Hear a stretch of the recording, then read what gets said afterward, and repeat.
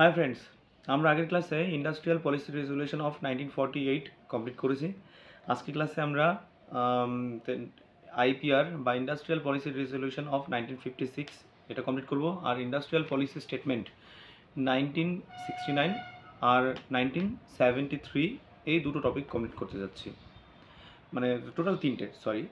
তো রেজুলেশন একটা, স্টেটমেন্ট দুটো। আচ্ছা, তো রেজুলেশন হচ্ছে কি করেছিলেন, খুবই ফেমাস একজন মডেল তৈরি করেছিলেন একজন পিসি মহলানবিশ, তোমরা শুনেছ হয়তো এই নামটা। তো উনি একটা কি বলবো মডেল তৈরি করেছেন যেটার নাম হচ্ছে ইকোনমিক কনস্টিটিউশন অফ ইন্ডিয়া। এটাকে বাইবেল অফ স্টেট ক্যাপিটালিজম বলা হয়। তো এখানে উনি কি বলছেন এবং কি কি রিজলিউট করা হয়েছিল, তো 1956 পর থেকে ফোকাসটা যেন ইন্ডাস্ট্রিয়াল পলিসির হেভি ইন্ডাস্ট্রিতে হয়। তারপর যেসব ব্যাকওয়ার্ড যেসব রিজিয়নগুলো আছে সেখানে যেন, মানে দেশের যে ব্যাকওয়ার্ড রিজিয়ন যেগুলো আছে সেখানে যেন ইনভেস্টমেন্ট এবং সেখানকার ইন্ডাস্ট্রিয়াল পলিসি যেন খুব ভালো হয় এবং সেখানকার ইন্ডাস্ট্রি যেন খুব ভালো করে ওঠে। থার্ডলি, আইটিআই কোর্সগুলো বা ম্যানেজমেন্ট কোর্সগুলোকে ডেভেলপ করা, আরও বেশি মানে কি প্রভাব বিস্তার করা, সেগুলোকে আরও বেশি ইমপ্লিমেন্ট করা, হ্যাঁ, স্কিল ডেভেলপমেন্ট মানে কি যে এডুকেশনের দিকে খেয়াল রাখা, এগুলো ছিল হচ্ছে এই 1956 সালের আইপিআরে। তারপর ফরেন ক্যাপিটালকে গুরুত্ব দেওয়া। 1948 সালে কিন্তু তখন মাত্র ভারত স্বাধীন হয়ে ইন্ডাস্ট্রিয়াল পলিসি রেজলিউশন করলো, কিন্তু তখনও এক্সপিরিয়েন্স ছিল না যে ফরেন ক্যাপিটাল যদি ইন্ডিয়াতে আসে তাহলে ইন্ডিয়ার ভালো হবে কি ইন্ডিয়া ভালো হবে না। যদি ফরেন ক্যাপিটাল ইন্ডিয়াতে আসে তাহলে এরকম ভাবা হতো তার আগে যে তারা যদি এখানে ইনভেস্ট করে আর যত বেশি ইনভেস্ট করবে তত বেশি পরিমাণ তো লাভ ওরা ইন্ডিয়া থেকে নিয়েও যাবে। হ্যাঁ, এটা নো ডাউট ঠিক।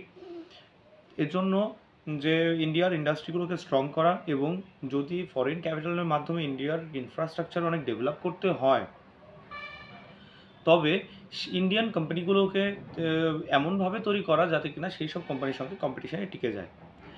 এই জন্য যে 1948 সালে যদিও ফরেন ক্যাপিটালকে গুরুত্ব দেওয়া হয়নি, কিন্তু এই 1956 সালে ততক্ষণে কিন্তু বুঝে গেছে যে কিছু কিছু করে হলেও, অল্প হোক, রেস্ট্রিকশন এনে হলেও হোক, ফরেন ক্যাপিটালকে কিন্তু গুরুত্ব দেওয়া বা ইনফ্যাক্ট মানে কি ফরেন ডিরেক্ট ইনভেস্টমেন্ট ইনফ্লো বৃদ্ধি করার চেষ্টা করা। ঠিক আছে, এবার প্রাইভেট সেক্টর এবং ইন্ডাস্ট্রিয়াল পলিসি। প্রাইভেট সেক্টরকে আরেকটু স্বাধীনতা দেওয়া এবং এদের যেন অনেক বেশি গ্রো করে সেদিকে নজর রাখা। আর তাহলে কী কী বললাম আমি, হেভি ইন্ডাস্ট্রিকে নজর রাখা, পিছিয়ে পড়া যে স্থানগুলোকে ইন্ডাস্ট্রি করে তুলে সেগুলোকে ডেভেলপ করা, আইটিআই এবং ম্যানেজমেন্ট প্রজেক্টগুলো লঞ্চ করা, তারপর হচ্ছে ফরেন ক্যাপিটালকে গুরুত্ব দেওয়া, ইন্ডাস্ট্রিয়াল পলিসি এবং ইন্ডাস্ট্রিয়াল সেক্টরগুলোকে, ইন্ডাস্ট্রিয়াল পলিসি এবং হচ্ছে যে প্রাইভেট সেক্টরের দিকে নজর রাখা। তারপর বিভিন্ন ইন্ডাস্ট্রিকে 3 রকমের ক্যাটাগরিতে ভাগ করা।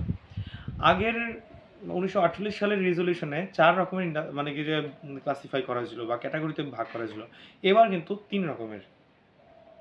শিডিউল এ, বি, সি। শিডিউল এতে আছে যে সেন্ট্রাল গভর্নমেন্টের আন্ডারে যেগুলো 17টা ইন্ডাস্ট্রি আছে।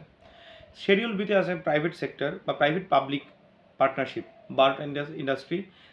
শিডিউল সিতে আছে private but licensing all other industries. মানে আগের বার সব ইন্ডাস্ট্রিতে কিন্তু লাইসেন্সিং ছিল না, এবার আরও অনেক বেশি বাড়িয়ে দিয়েছে মানে এই লাইসেন্সিংটাকে।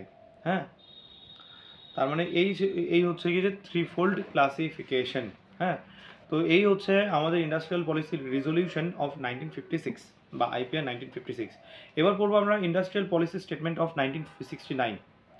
এই স্টেটমেন্টের ক্ষেত্রে যে MRTP অ্যাক্ট লঞ্চ করা হয়, মানে Monopolies and Restrictive Trade Practices, the MRTP Act 1969 এটা ইন্ট্রোডিউস করা হয় এবং কার রিকমেন্ডেশনে? দত্ত কমিটির রিকমেন্ডেশনে। পরবর্তীতে বিভিন্ন লিমিটেশনস থাকার জন্য এটাকে অ্যাবলিশ করা হয় এবং রিপ্লেস করা হয় কম্পিটিশন অ্যাক্ট 2002। ঠিক আছে, তার মানে বুঝে গেছো এটা খুব একটা বেশি ইম্পর্টেন্ট নয়। তো শুধুমাত্র এটুকুই মনে রাখতে হবে, মনোপলিস এবং রেস্ট্রিকটিভ ট্রেড প্র্যাকটিস নিয়ে মানে কি যে ছিল এটা। এবার আমরা আসি ইন্ডাস্ট্রিয়াল পলিসি স্টেটমেন্ট অফ 1973। একটু আগে পড়লাম ইন্ডাস্ট্রিয়াল পলিসি স্টেটমেন্ট অফ 1969, এবার ইন্ডাস্ট্রিয়াল পলিসি স্টেটমেন্ট অফ 1973। এখানে মানে কি কোর ইন্ডাস্ট্রিগুলোকে আইসোলেট করা হয়েছে। বিভিন্ন রকমের ইন্ডাস্ট্রি আছে, তার মধ্যে সবচেয়ে মাথা, যেসব ইন্ডাস্ট্রি গড়ে না উঠলে অন্যান্য সমস্ত ইনফ্রাস্ট্রাকচার ভেঙে যাবে বা ইন্ডাস্ট্রি ভেঙে যাবে। তো এইরকম 6টা কোর ইন্ডাস্ট্রিকে আইডেন্টিফাই করা হয়েছে। কী কী? Iron and steel, cement, coal, crude oil, তো অয়েল রিফাইনারি অ্যান্ড ইলেকট্রিসিটি। ঠিক আছে? তো এগুলোকে আবার ইনফ্রাস্ট্রাকচারও বলা হয়। আমরা অলরেডি কিন্তু পড়েছি, তাই না? এইসব যেমন coal, crude oil, oil refinery, electricity, এগুলো কিন্তু আমরা ইনফ্রাস্ট্রাকচারে পড়েছি, ইকোনমিক ইনফ্রাস্ট্রাকচারে। ঠিক আছে? ইকোনমিকের মধ্যে এনার্জি ইনফ্রাস্ট্রাকচারে পড়েছি আমরা। আচ্ছা, এবার আসি আর কি, এখানে প্রাইভেট পাবলিক মানে পাবলিক প্রাইভেট পার্টনারশিপকে অনেক বেশি গুরুত্ব দেওয়া হয় আগের তুলনায়। হ্যাঁ, তারপর ফরেন এক্সচেঞ্জ রেগুলেশন অ্যাক্ট 1973 এটা আসে। তারপরে ফরেন এক্সচেঞ্জের রেগুলেশন মানে কি, ইম্পোর্ট এক্সপোর্ট এগুলোকে রেগুলেট করা। ইম্পোর্ট বেশি যদি হয় তাহলে সেটাকে রেগুলেট করা, সে তার সাবস্টিটিউট বার করা, যে প্রোডাক্টটাকে আমি ইম্পোর্ট করে নিয়ে আসছি ইন্ডিয়াতে তার একটা প্রতিস্থাপন, যেটাকে ব্যবহার করলে তার মোটামুটি অনেকটাই কাজ হয়ে যাবে, সেগুলোকে প্রভাবিত করা, সেগুলোকে ইমপ্লিমেন্ট করা, সেগুলোকে মানুষের কাছে পৌঁছে দেওয়া, এই সব চিন্তাধারা রাখা হয়। তারপর ইন্ডিয়া মানে কি যে এমএনসি কান্ট্রিতে ক্ষেত্রে মানে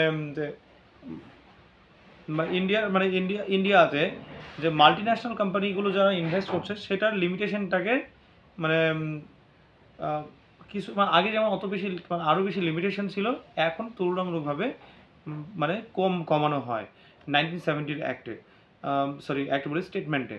তো যদিও এটা কিন্তু তখনও অনেকটাই লিমিটেড ছিল, যাতে এমএনসিগুলো ইন্ডিয়াতে খুব বেশি ইনভেস্টমেন্ট না করতে পারে। তাহলে আজকের ক্লাসে আমরা পড়লাম industrial policy resolution of 1956, industrial policy statement of 1969, industrial policy statement of 1973। ঠিক আছে? তো আজ এই পর্যন্ত থাক, নেক্সট ক্লাসে আমরা বাকি ইন্ডাস্ট্রিয়াল পলিসিগুলো শেষ করার চেষ্টা করব। ঠিক আছে? সঙ্গে থেকো, বাই।